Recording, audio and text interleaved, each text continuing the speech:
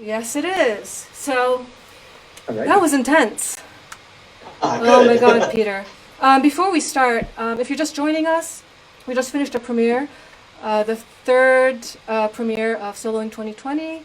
I'm Zuping Song, pianist and founder of NakedEye, and I'm talking with composer Gleb Kanasevich and cellist Peter Kibbe. So I hope you just saw that 45-minute set. I mean, I was just thinking, you can't contain Gleb. I mean, we were talking about a piece that's like 12, 13 minutes. You went on for like 20, 23 minutes. Oh, yeah, sorry. Yeah. No, but that's great. I mean, I don't think Gleb, have you actually written a short piece? No, yes, I have. Yeah. Interestingly enough, that was the only two times when I had a hard maximum limit.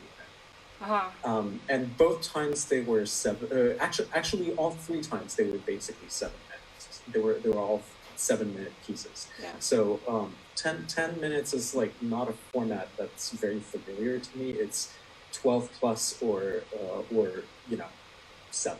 Yeah. Yeah, there's that gray area of 10 minutes. Don't know what to do with it. It's long. It's too long to say one thing and too short to say multiple things. But lately, your pieces have been like 45 minutes. I mean, like 30 minutes, 45 minutes. We'll get into that. Sorry, Yeah. but just before we start, I have a couple of questions for both of you. What's your favorite food? And how are you doing since March? Where are you and how are you doing?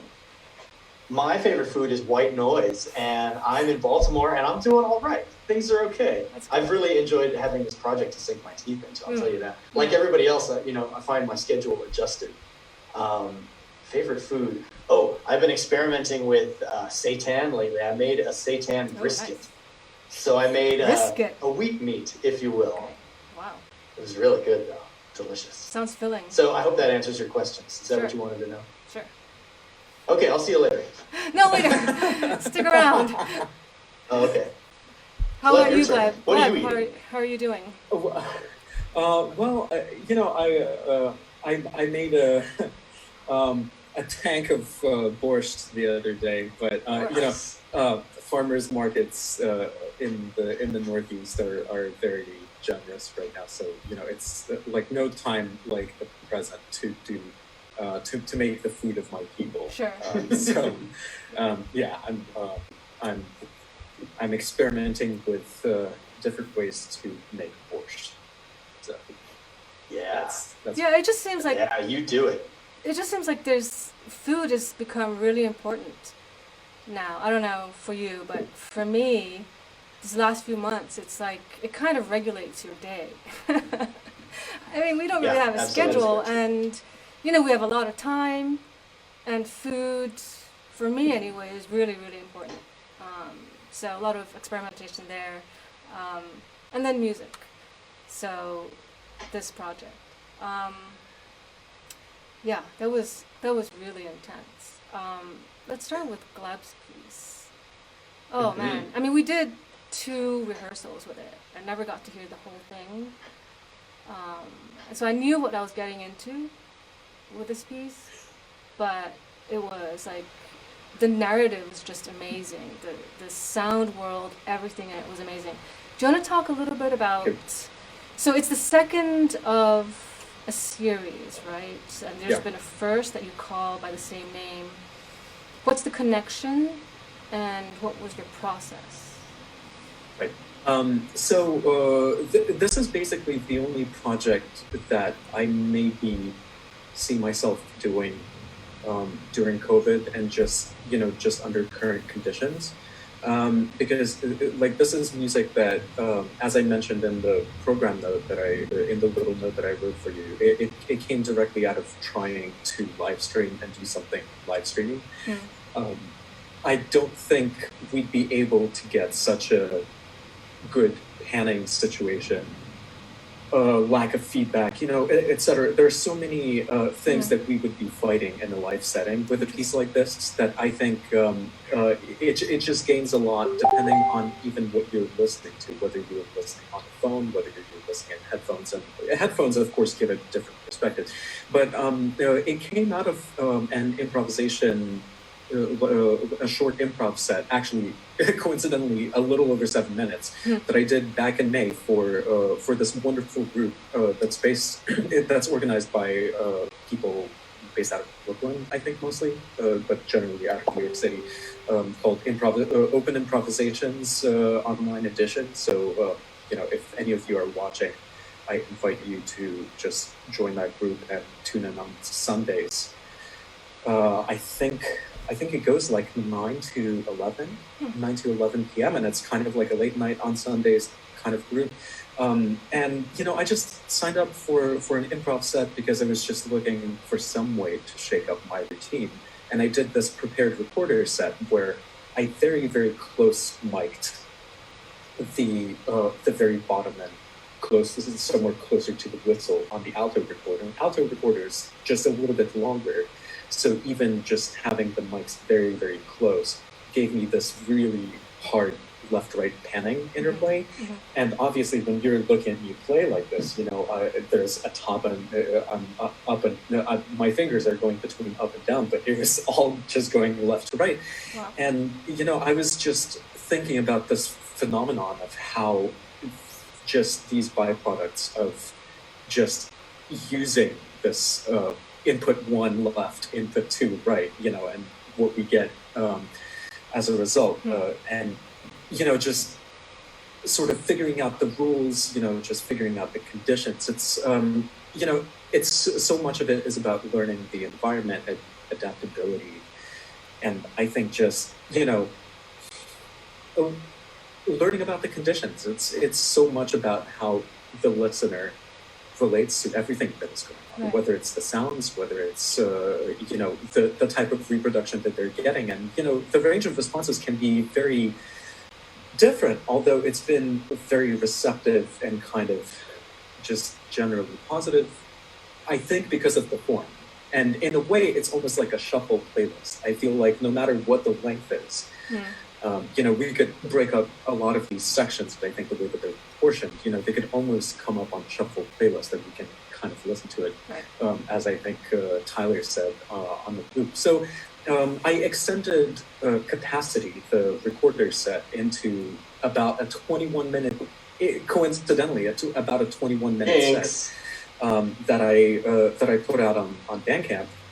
It's up on Bandcamp right now, and it was it was a different experience and different harshness and different sense of this material that is being played on, but I think it gives a lot of insight into the instrument, even all these weird things that we're doing to the cello and to the instrument, the way we're miking it, and the way Peter was playing it. It only, I think, amplifies just the materials that it's made out of, how it's, just how to approach it, just all of these qualities about what this thing is, It's a very interesting approach that you've taken something that, well, you mentioned this before at the beginning of your recap here, that you've created something here that thrives in a digital environment, and to try and recreate this idea of hearing one thing in one side of your head and hear another end of the instrument with your other ear, it's not something that easily survives a live situation at all. Even if you were to give people a hard right speaker and a hard left speaker, if they're in a room, they're getting a wash of both of them. But in a situation like this, you've got, especially for me as a performer, and with a lot of us doing Zoom these days, you've got this familiarity with the right space and the left space in your head. And the fact that you've taken something so holistic and split it like two parts of a chimera and still have them meeting to have a conversation in the middle is very fascinating. It's a nice work. Yeah. I want to talk a little bit about how you actually learned the piece, Peter. I got a copy of the score, and it's just amazing looking. It's one of those things that you want to, put it on the wall. It just looks really beautiful. Oh yeah, it's very pretty and so very there's very that. clean. There's the beauty of it, and then there's the what the heck is this? Like what do you do with it? And so I thought if I can actually hack this, I'll put the score up, and then maybe you can just talk a little bit about what's going on. So let me see if I can do this.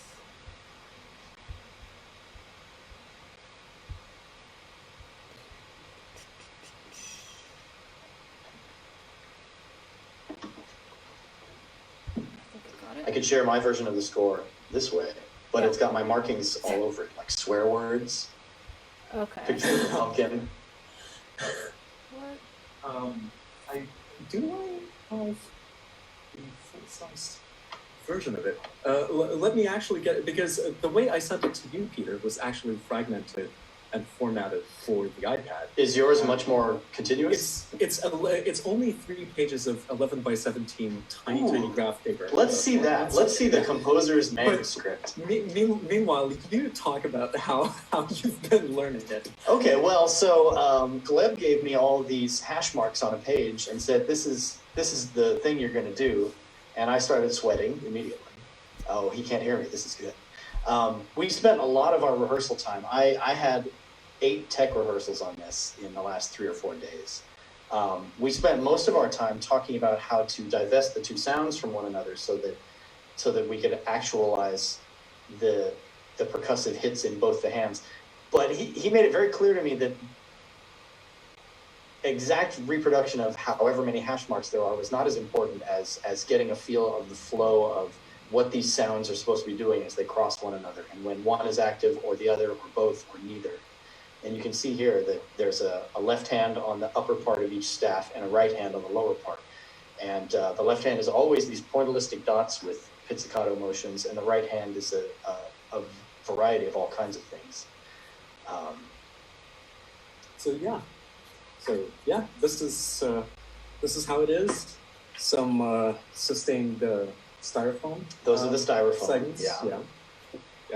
This is great because Gleb and I had a couple meetings where we just tried out sounds on the cello through the internet and through FaceTime and through all these bits of technology that are pretty good at capturing sound, but also they have this element of compression and degradation built into the way they work. Yep. So that was part of our conversation from the very beginning. He would say, play this, let's try to destroy the sound and get rid of fundamental pitches in there if we can, and get this like blossomed up spectrum from everything that the cello is doing. Because then the compression on top of everything it just puts everything in this tight box. Yeah. Very wonderful thing. Yeah.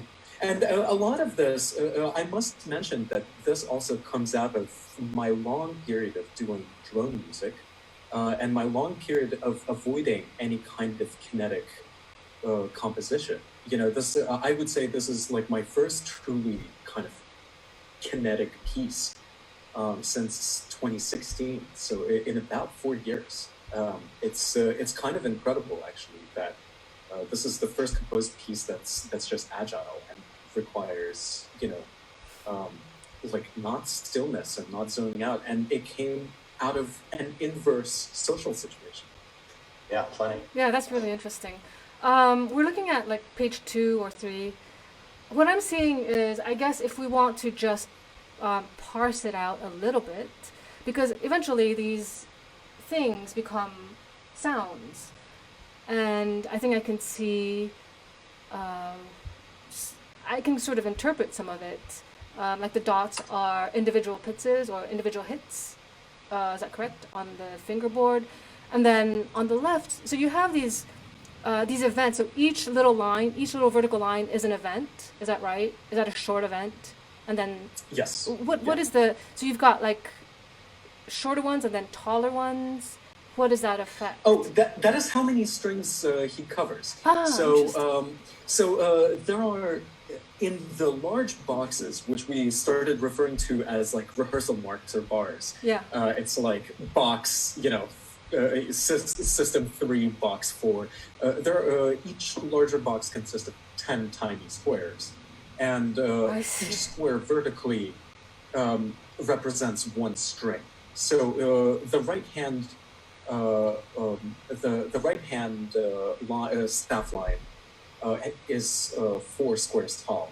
So 1 square is for each string. So each a short like vertical stroke. Yeah, a short vertical stroke is only 1 string. A long vertical stroke is 2 strings. I almost never do, I never do 3. I don't think there were any 3s or 4s. It's all either single string or 2 strings. The only 4 that existed was in the sustained styrofoam part, and that's because I just wanted you to both pieces of styrofoam. Right. Yeah. And it worked. I could do that. Yeah. That brings up another point. The addition of the styrofoam is weird because they're both an extension of the string, vibration-wise. I can play the styrofoam and it makes the string vibrate, but it's also a complete destruction of what the string is supposed to be doing. So it's like you're taking the string as a conduit for energy, and you're putting a different mouthpiece on that instrument. Yeah. And the resulting sound is pretty cool. And because I had a block between the first two strings and a block between the bottom two strings, then I've got these two monoliths sticking up, and at one point in the piece, I can play the bow on both of these monoliths, and I'm getting vibrations from all four strings of the cello and from the two blocks of styrofoam. So the sound is just, it's this massive just crunch that just kind of goes. Wow. I'm just scrolling through for people to see just each page of the score. And then we'll end this and then we'll be back on. But it's fascinating, and I love your ending. I think I saw another score of yours, Gleb, where you have this amazing ending, and it's just big, it's just silence and big blocks of black. I love that. I love that. Yeah, I returned to the giant double bar lines. Was that what it is? It was a little blast. Yeah, it was a little blast from the past, and I think it was also. I just wanted to do kind of like a throwback to the days back when Peter and I used to play together in the ensemble and the Peabody, yeah, it's just I used to be a huge fan of putting these giant double bar lines, which I avoid. Like I started avoiding any kind of double bar line when I was doing drone music. So I think it's it just depends. It all depends on the kind of ending that I want, and I just want it so sudden for Peter that I really think this it's kind of playing with psychological conditioning and trying to manipulate the performer to do this thing, So like if I weren't there, I think this double bar line like really kind of it makes it very clear about how I want it to end. It's a big statement, yeah. And I think visually it has to affect the performer on some level. I think I saw that kind of. It didn't even look like a double bar. It looked like just really two big squares. Was it in one of your pieces, your piano pieces? The prepared piano. I don't know. I just saw that. The song, the song. Prepared piano. The prepared piano piece. Yeah. You had the score scrolling. Yeah.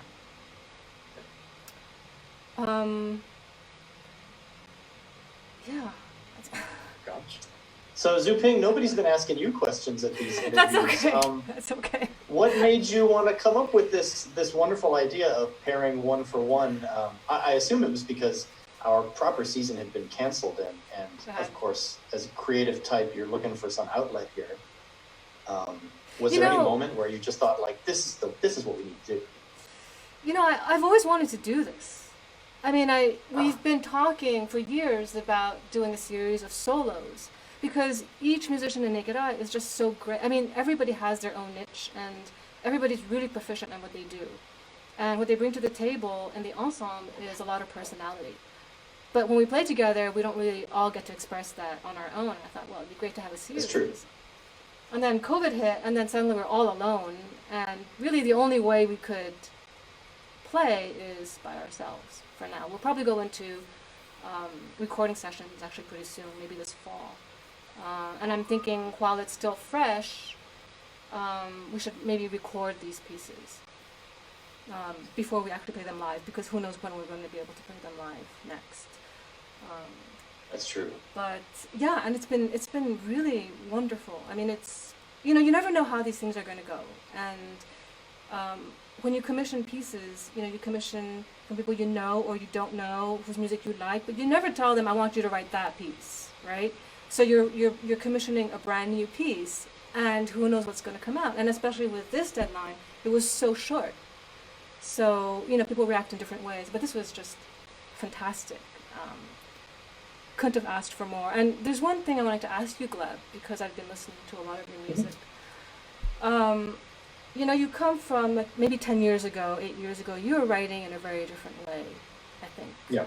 You're writing in like European modern style. I can hear a lot of Donatoni. I can hear Sciarrino. I can hear, all those greats in your writing. And then it seemed to me, I was listening to this whole like stream of your music linearly in time.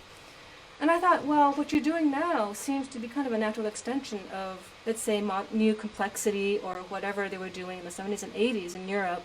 Yep. This kind of chaos, totally written out chaos for acoustic instruments. And it seemed to me that what you're doing now with the different types of drones and ambient and blackened noise you're doing is kind of an extension of that. Do you want to talk about that a little bit? Yeah, absolutely. I think it's been a byproduct just of me, being young enough and, I'll try to, just address it in a way that I don't try to sound righteous. It's just, there was enough self-loathing in me that I kind of didn't want to take anything for granted that was taught to me. And I had, such quick access to this music as a player. And I started interpreting it, in my undergrad back when we studied together in Peabody. And, I very quickly kind of hopped on this new complexity wagon, especially which was, really dying off at that point. And a lot of British composers, some American composers, but especially a lot of the English new complexity composers, they really immediately flocked to me. And, I had so much music to play through. And I went through all of it. And then, as we have these conversations come up continuously, just in everyday life and in the music sphere and in my graduate studies, questions about just performative gender, performative sexuality, any kind of power dynamics, just like role politics and stuff like that. A lot of this comes out of trying to somehow to examine what is this trigger for a lot of people that makes new complexity such a one-sided affair, and why it attracts a particular type of person. Because, let's face it, the demographics of the new complexity world are basically 100% white male. For sure. And, I like the end result. It's just, it doesn't always, there is this almost oxymoronic relationship to the audience. There's this oxymoronic relationship to the performer. It's kind of like they want suffering, but then they kind of are apologetic about it. And, there's a lot of back and forth and a lot of contradicting that as those composers aged, that I think they voiced even themselves, and yet, even while they acknowledge certain things or they admit certain things, they change nothing about it. And, it's just, I was trying to engineer the energy and the affect, but I was trying to mediate it by, addressing the politics of the score, the composer-performer relationship, performer-instrument and composer-instrument relationship, and, even where performance, where composition ends and performance begins, because these pieces are they're 100% composed, and if one reads the directions and sets up the electronics properly, the result to me will be very, very similar. Yes. Maybe narratively, the performers will do something different, but that is kind of the magic of interpretation. For sure. That was something that was just such a brilliant lesson, I think, that Victoria Chia, demonstrated in her piece. It's just 2 5-minute glissandi. Oh, amazing. That was just an amazing moment. And it's just what she does with the 2 glisses. It's it's the universe. Yeah. It's it's global. It's I think her most successful pieces, that's kind of what they do. They offer us so much insight into how to engineer these complex results through very, very simple means. And my means are a lot more complex. I mean we're great friends and colleagues because I think we look for a lot of the same authenticity and this energy, and this collaborative just this togetherness of like everyone who's in this piece. It's just that I love making complex scores. I just like I just like making detailed drawings. It's my kind of thing. Yeah. So yeah, it's funny. Like it's chaos, but it's like you say, it's meticulously composed chaos. Oh, it doesn't look like chaos actually. It doesn't look like chaos, yeah. And it comes across as purposefully done. But if you were to try and associate this with any of the norms of what does it have a beat, and like what's the tonic pitch, it does it eschews all of those things, sure. in the search of something else entirely. Yeah, what's interesting is during rehearsal, Gleb, you mentioned to Peter, don't play it so straight, or don't play it so perfectly. And Peter was just desperately trying to get all the little notation marks you had. These hash marks. I know, and then trying to get all of it, and so you gave him the permission in a way to just drop like 30% of it. Just go for the affect, go for the, and I don't know if if people who saw the score. For me, if I look at that score, I don't hear it. It doesn't translate right away for me. It's like when I look at your score, it looks perfectly put together, and it doesn't sound like what we just heard, which is great. I mean, there's that disconnect in a way that the performer needs to kind of reach. I was going to say that this is kind of this is a phenomenon that maybe only exists sort of in my understanding of this very, very zoomed in thing. But I was kind of even conceptually thinking that if one took a magnifying glass and just took a look at one of those hash marks, I very purposefully decided to hand draw this and not computer engrave. Yeah. And I take on different kinds of approaches to score making. It just depends on what I'm trying, the kind of situation that I try to engineer. I just end up using Photoshop in most situations. Wow. But the fact that it is handwritten, it sort of is, even the slightest imperfection, I think already gives you a clue that this is not as meticulous as it could be. Like, I would say that that sounds like a threat, Gleb. But I feel like if you saw a computer engraved version of this from me, very different. I think it would mean a completely different thing. I think Absolutely. If I gave you, yeah. So it's all in the character of even a single hash mark. Even the handwriting has the distortion in it. Absolutely. Yeah, which is a wonderful take on it. I never thought about that. Yeah. I just thought you didn't know how to use computers. Well, it remains to be seen. That was the biggest part of this for me, was all the damn homework, all the computers set up and guitar pedals. I'm pretty experienced with some of this stuff, but playing in a sound world of purposefully destroyed and overblown signal is new, but also really magical, and it's great. It's a deep well, it seems. Yeah, the cello totally disappeared. It's like not at one moment did I think, oh, he's playing a cello. No way. I mean, there's like some African drumming, and then there was like this styrofoam thing, but there's a lot, but there's no cello. It's amazing. But in order to arrive at that destruction of the cello, I first had to learn how to play the cello entirely to get to this point. And for Gleb to have arrived at the kind of destructive complexity that he's at, he had to first consume everything else and then whittle away all the things that he decided were unuseful to him in this situation. I assume that's part of your process here.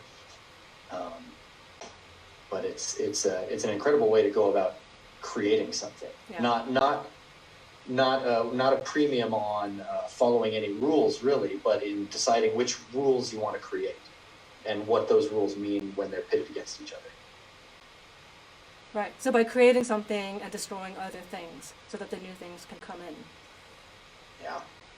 I'd love to continue this, but we're actually running out of time. We're going to get booted out of this session. So I just wanted to ask you quickly, both of you, what are you doing now, and what are your projects or what are your plans for the rest of the year, next season? What's going on with you? Let's start with you, Peter.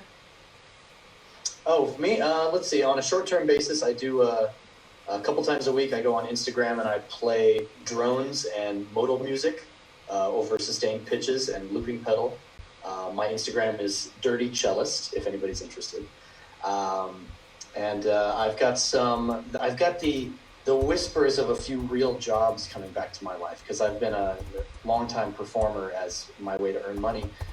Tomorrow I'm playing ragtime music as part of a string trio in the middle of a park in Annapolis, well away from people. Oh, nice. So I'm going right from destroyed sound to like 100 years ago pop music.